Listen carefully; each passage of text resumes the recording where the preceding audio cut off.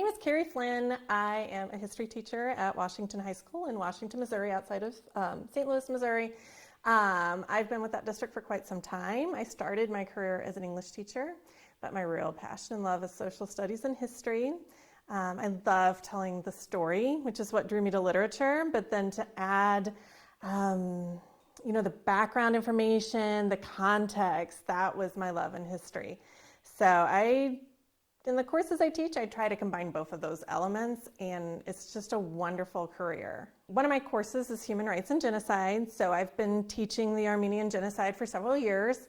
I, of course, am a Holocaust scholar, but then I wanted to branch out, and Armenia's case is so compelling.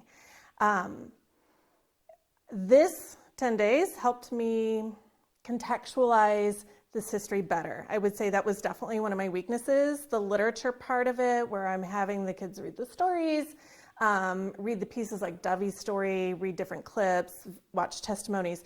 Those are really powerful and compelling. But to understand who Armenians are, the long-term impact of the genocide and the denial on Armenia today, the precarious situation of Armenia being geographically locked in, all of that, I think, is going to be so compellingly rich for my students to dig in. They have no idea. I teach in an area that does not have an Armenian population.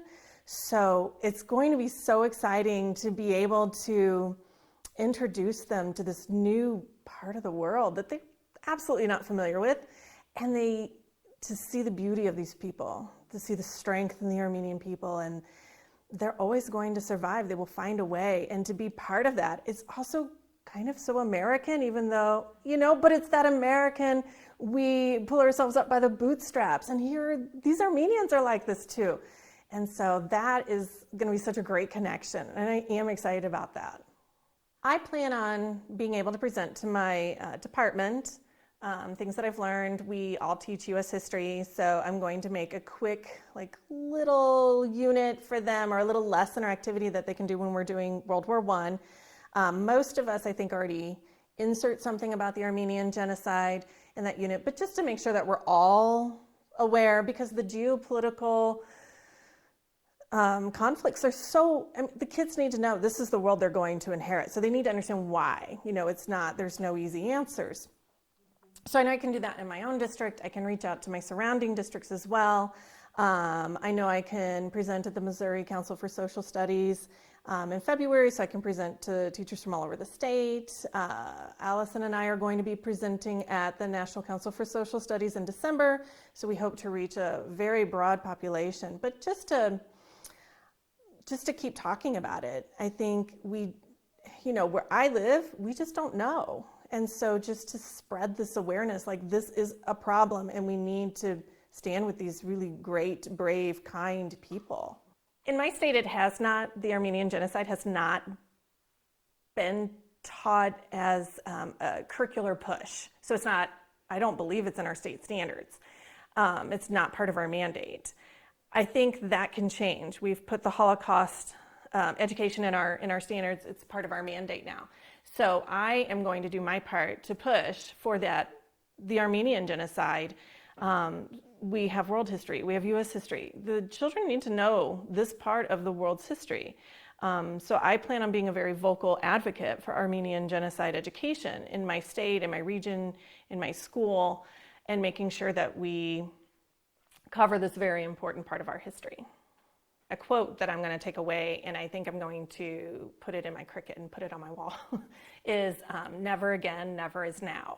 I think one of the things that I really stress when I'm teaching this course, because I cover many different human rights violations and genocides over time, is looking for those patterns.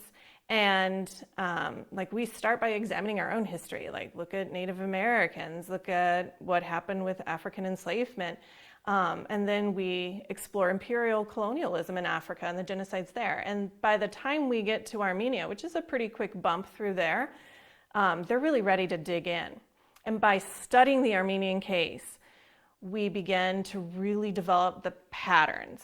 And so by the time we get to the Holodomor, we're going to have those political discussions. And then we get to the Holocaust, and they're like, We have heard this all before. We have seen this all before. Holy cow. And it's so fascinating as we continue, you know, from the Holocaust forward. We talk about many other violations. We talk about modern violations and genocides as well. And they're, by the end, I mean, they're hitting those patterns. They're bringing those examples into class.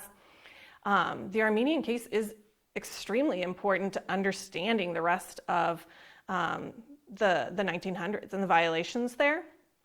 I also like to focus on the patterns of Germany because, of course, you know, you're going to get to the Holocaust, which is a German committed atrocity.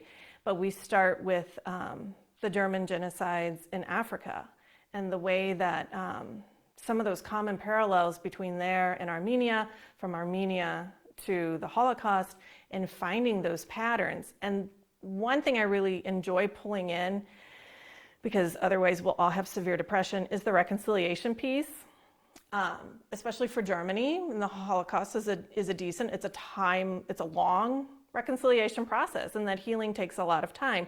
And then I really will be able to do a much better job this year talking about the Armenian lack of reconciliation, like what is that psychologically doing to the people? How does that impact survivors? And then looking through those lenses at Rwanda, looking at through those lenses at Bosnia, and discussing like what happens when we don't reconcile. And then eventually pulling that back to the American cases. Like, where is our reconciliation in this? What I've noticed since I've been here, because I have a background in psychology and sociology, is that while the people are very friendly, they're a little bit maybe quiet. And I've heard that that's very different. And I know that the 2020 war has definitely changed. And talking to the young people here, the genocide is with them, but maybe not as with them as it is with the older generation.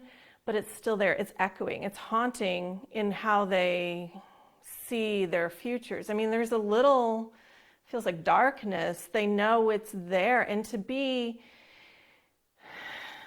have that pain not acknowledged by the world, by the perpetrators, of course, but then, you know, by the world. I mean, it took the U.S. a very long time to get somewhere on this. It's so amazing to me how resilient these people are, because how do you heal that? I mean, you have to heal part of it and patch it, and then to always have the scab pulled back off when you have a conflict, when Azerbaijan, right? And then knowing that the people who should support you, the nations that should support you, aren't. It's devastating to me, and I can't imagine what it's like to be an Armenian and have to psychologically re-endure that trauma. What if after World War I, after the genocide, Turkey was like, oh yeah, we did that, sorry, here's some reparations, here's still my bag up, sorry about that. And then we saw the healing between the nations. This whole area would be completely different. The conflict wouldn't be there, really. I mean, why would there be conflict? I mean, think of how much better off these nations would be. Maybe they wouldn't have been Sovietized. Maybe the Soviet Union wouldn't have been able to have that kind of influence. And then this region would be flourishing. I mean, think about the amount of money that Turks are spending on denial. They could have put that into their own nation, to their own people, to do those kinds of developments. How different, how amazing would the world be? Would we have had war again? No, I don't think we would have, because we would have healed those wounds.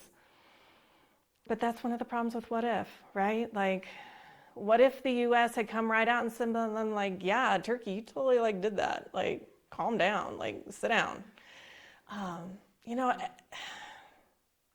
it's amazing to think about. And it's a little gross that it hasn't happened as an American. Like, my kids, I know that when we talk about it, my kids always struggle with that, because they're like, what do you mean they deny this? Like, we have all the evidence right here. Like, are you lying to us? Like, really, they deny this? Like, are you serious about this?